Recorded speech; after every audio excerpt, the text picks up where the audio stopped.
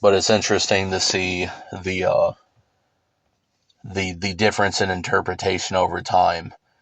Because, like, for an example, with as far as the classification of the Hitman games, at least the earlier ones, I wouldn't really personally call them stealth games. I know a lot of people conceptualize them like that, but that's also why I think a lot of people will get pissed off with Silent Assassin. Like that one review I saw, he said that it's probably the slowest one in the series. And yeah, I remember playing it when I was a kid, and it's like, holy fuck, you move at a snail pace, trying to like crouch or whatever. But once you understand how the game works, a lot of the times, like you'll find out, it was almost like it was, you know, making a commentary on the idea of a stealth game, and kind of trolling you basically. There's so many points that like Contracts has a good trolling part on a Bzharkov bomb where you meet him and he like wants to have drinks, and so like he turns around and starts to like walk or whatever, and of course you're used to at that point, all right, cool, now I pull out the fiber wire or whatever, right? But like when he turns around, almost as soon as he turns around, he looks back behind him, and it's like they put that on there on purpose just to fuck with you, right? So I almost felt like a lot of the trolling shit in Silent Assassin was more just to sort of like mock the idea of stealth games. But I wouldn't personally categorize them like that. They're more like I mean, I guess just call them a disguise game.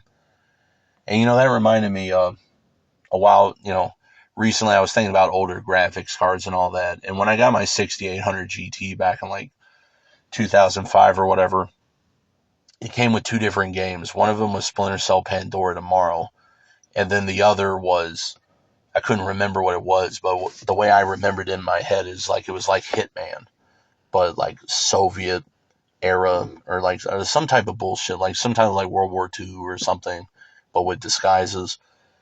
Well, I figured it out by accident because I was watching Hitman related stuff and somebody mentioned it. It was called Death to Spies, I think. Now I'm not even sure if I remember that part, but I think that's what they said it was. Um, but yeah, it has a disguise mechanic, and that's the part I remember.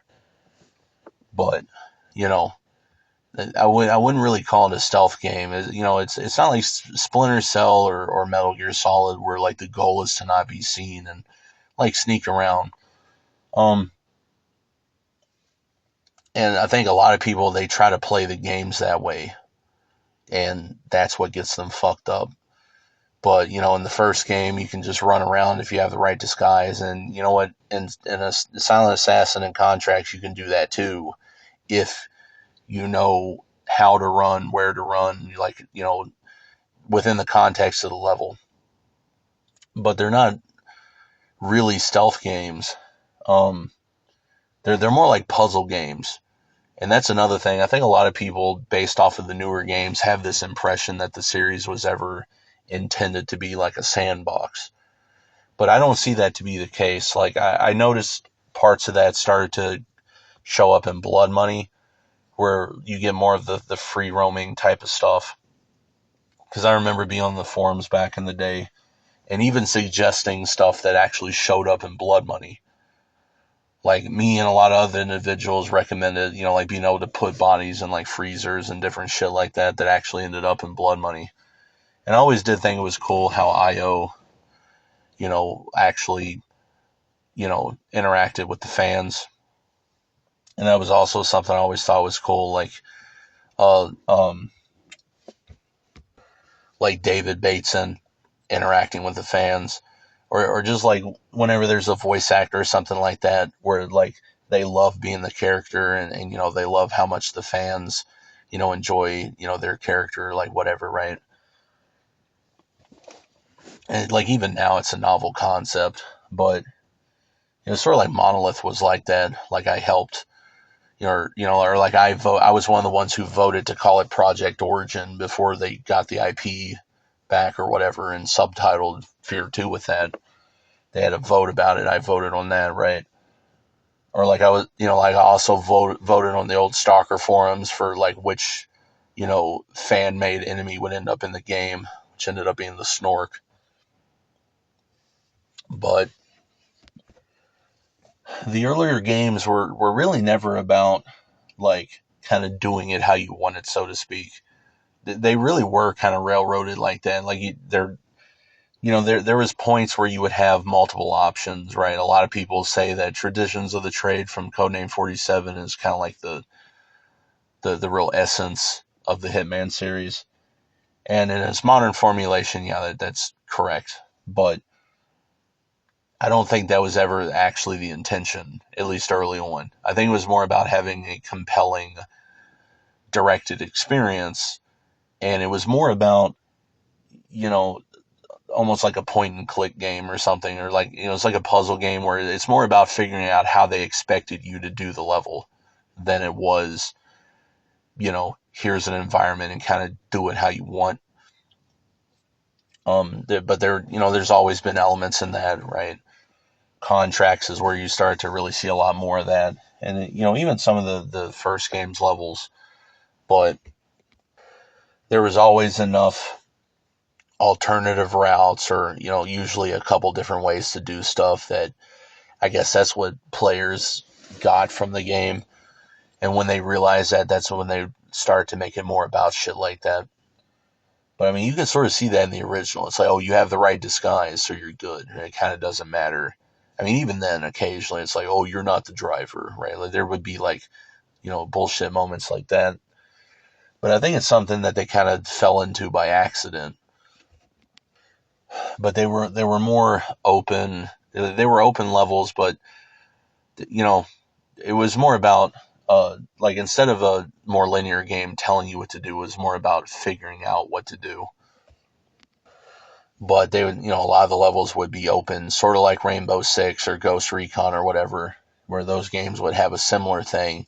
Here's your objectives, but the level, you can kind of move around it however you want to. But like fundamentally, there's for the most part a certain way you have to do stuff, or at least there, even in the sandboxy ones, the more it got like that, like Contracts started to get a lot more of that, and then Blood Money is where it really like took hold.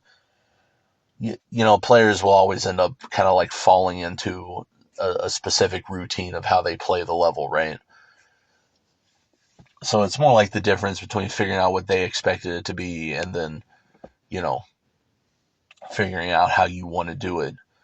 But at the end of the day, there's usually kind of this specific sequence. But that's part of what will kind of frustrate me with the older games. I mean, I've only played Blood Money like the first four games, right? Like I've only played Codename 47 up to Blood Money, and like all of them will have shit like that in them, where it's like, yeah, if they were a bit more sandboxy, I would like that. Because there's always stuff where it's like, like I want to do something a particular way, but then it won't let you. And it's like, come on, man, really?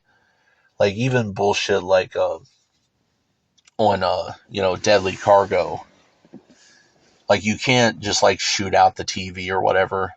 Um, you like have to like do the thing at the circuit box or like whatever, right? Or if you get there's an early guy that you could get the like worker disguise, but it kind of doesn't matter because the cops around the area right after that will get suspicious, and there's one after them, but it's like, I don't know, it's too blocked off, right? Like there's, it's kind of like the original level, I guess, where it's like all these gates, and it's like, dude, can I not just like go around this or that or like whatever? But even though I enjoy the games and I love the atmosphere, especially of Contracts, there's always that part where it's like, fuck, can I not just like do this or that? And unfortunately for me, Blood Money starts to be better about that, like having the coin to kind of get them to like go somewhere out of the way, and it starts to become more dynamic. I think in a way it's sort of like the chaos theory of the Hitman games, right? Um, like Silent Assassin or Contracts compete for my favorite Hitman game, but I would say Blood Money is sort of like Splinter Cell Chaos Theory. It's like those are like the magnum opus of the series, right? As far as like becoming the most of what this series, fundamentally is. But I mean, even Splinter Cell and other, games like that where like they're like true what I would consider stealth games. Like there's always some route you wish you could take, or some way you wish you could do stuff. And I don't know. I always interpreted the Hitman games as being more like figuring out what they expected you to do. But I don't know. I've never played, the World of Assassins or whatever stuff. I mean, I'm not fucking with always online shit, but yeah, categorizing them as, the sandbox stuff looks like it would be fun, but at the same time, I don't know. It feels like a different kind of game. Um, but I never really interpreted Hitman games as like a sandbox. And a stealth game, I don't know. The best way I could think to categorize it would be like a disguise game, you know. But what would be the closest thing people might actually say? I don't know.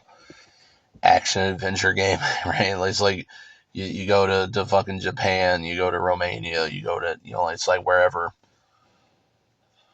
But at the same time, that's kind of a generic description, isn't it? But also, like, you'll notice, like, the first game was supposed to be a shooter and then became a, disguise game. But you would also notice that in the advertisements for Silent Assassin, which at least for the longest time was the most popular best-selling version of the game. But you'll notice that in the advertising, they play it up like, just a third-person shooter, and I think that's maybe part of their design, philosophy or whatever. Is they wanted this sort of, kind of preset way of accomplishing doing the stuff with disguises, but then, if you fucked up, you could at least shoot your way out. But at the same time, they knew most motherfuckers probably didn't want to fucking deal with trying to sneak around or disguise, and just they leaned real heavy into the idea of it being just this, third person shooter. And I think that kind of further helps kind of indicate that at least the games back then really weren't stealth games. They're one of those kinds of games, like they get categorized in a way that it's really not what they are. And, I think thinking of the Hitman games as stealth games will probably fuck you over. But, of course, there's also certain areas where you kind of don't have a choice, right? It's like certain areas of Codename 47, or like, for an example, the very final level of Silent Assassin requires you to do everything opposite of getting a Silent Assassin ranking, right? But it's kind of convenient though, because that level doesn't get ranked, so that's cool, I guess. But just to prove the point, it's like, oh, you thought it was a stealth game, but everybody interprets that stuff as like, if it's like antithetical. I think it's more just a confirmation. But yeah, I don't know.